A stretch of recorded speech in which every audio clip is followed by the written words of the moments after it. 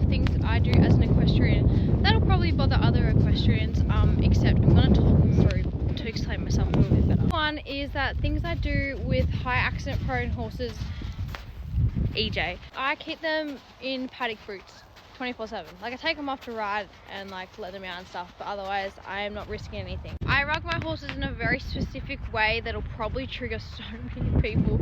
It is my own like rugging matrix I made like 2 years ago that I literally am religiously sticking by. The amount of layers is probably not great to the recommended layers, but it's just what I've done, and my horses stay happy, healthy, none of them sweat.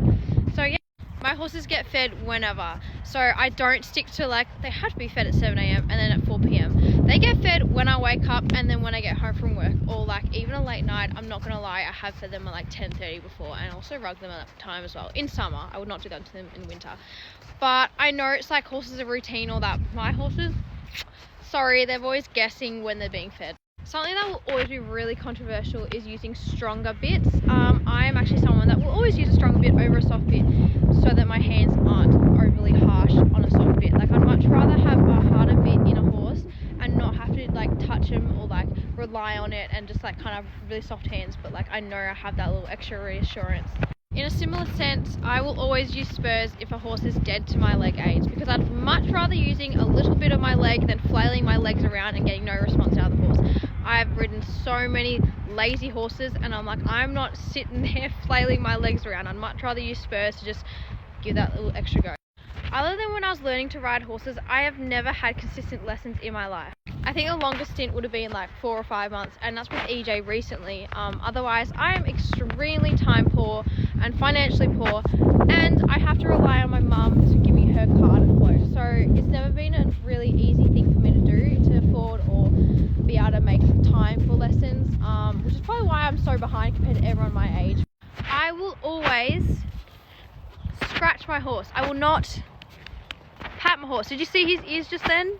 Horses do not smack each other to show affection or appreciation of each other. They groom each other, so the closest we can get to that is actually using our nails and fingers to scratch them. I cannot stand when people smack their horses. And something else is, I will always, you'll never catch me dead not giving my horses a biscuit or loose end whilst they're tied up for a ride or just like tied up to be washed.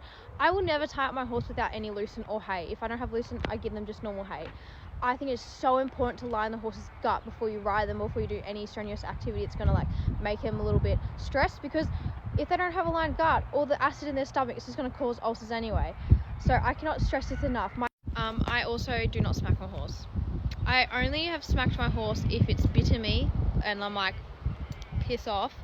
Otherwise, I will not smack my horse just because it's rubbing its head on me. I see people do this. They don't want their horse to rub their head on you. Sorry, don't smack them. I can't stand that. I know it's like sometimes a bit rude if they like rubbing all over you, but I would not smack a horse. I would just push him away. I'm trying to think of more things